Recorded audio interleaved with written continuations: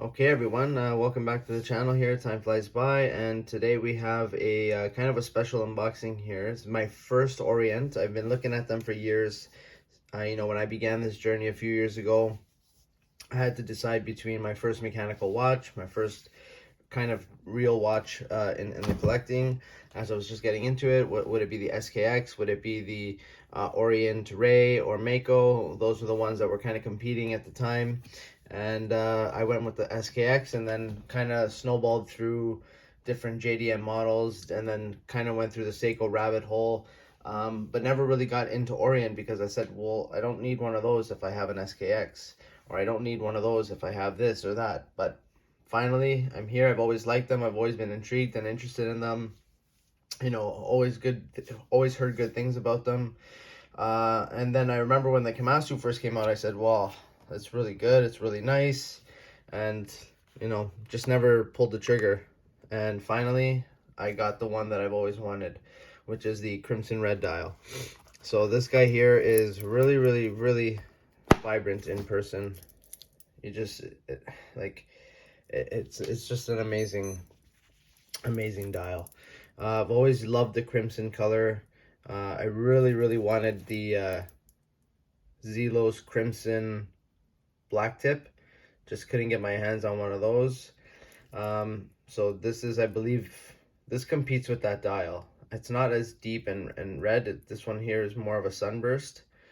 But yeah, it's just a beautiful dial overall.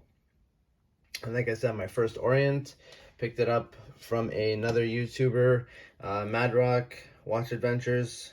Big shout out to him. If you're watching, thank you very much. I'm really gonna wear this thing in good health. It's a beautiful profile. It's got a little bit of marks on it, but I can take care of that. Got the nice Kamasu case back. I believe he has it on a strap code. That's the way he shipped it. So strap code, 3-link style, polished center links, which I'm actually okay with because it gives this watch a little bit of a bling. And as much as people hate the polished center links, I actually don't mind them. Nice profile, really curved down lugs. And yeah, just a really overall beautiful watch. The one thing I'm not crazy about is this clasp. It's a really beefy and chunky clasp. I'm gonna see if I can try and swap this one out, maybe with another clasp. I do like the micro adjusts, but it is a really beefy clasp, but that's okay. It is what it is. I prefer the solid end links, solid links, screw pins. I can deal with the clasp milled lower. Well, these guys are the true microband class, so this is all milled components here.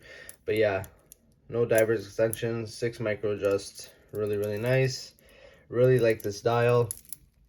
I'm gonna compare this to, I believe they call this a 41 millimeter. I'm just gonna really quickly compare it to, which is another reason why I didn't get really the Kamasu's, because I didn't really need it. No one really needs it. Everyone just kind of wants it. But yeah, because I got this also early on in the collection as well. So this Monte here, Ocean King, 41 millimeter. Now there's going to be some subtle differences. Obviously there's a huge upgrade in the movement, the bracelet, the clasp, but just overall kind of has that same kind of aesthetics, or it has the kind of sword style hands, baton indices. They're a little bit bigger on the Kamasu. Both really good bezels. This one here is just a touch above. The bezel on here is pretty good. Kind of had the crown guards, the crowns, 41 millimeter. This is where it gets a little bit different though. So lug to lug over here, there's hardly any turn down, where it's kind of flat, 49 millimeters. And then on this guy, I haven't measured them yet, but I know they're considerably less. Even with the male end links here, they're going to be considerably less. It might even be 49 or 50 with the male end links. I'll have to measure that for the other video. But I believe the lug to lug here is 46 or 47. Okay, so yeah, just a really quick unboxing, first impressions. Really liking this watch right now, and yeah, I'll try it on some different straps in another video, and we'll take it from there. This thing's gonna be a strap monster. 20mm lugs, no, 22 millimeter lugs. That's the difference. Yeah, I really wish it would have been 20, but I believe it's 22. So I have a couple of 22mm straps just from lying around for my SKX, so I might try it on there. And yeah, so once again, guys, time flies by. There'll be future videos of this guy and comparisons, unboxings, a couple other things coming down the pipeline. So if you're interested, click the subscribe button, comment down below, and we'll see you in the next one. Let's do a loom shot.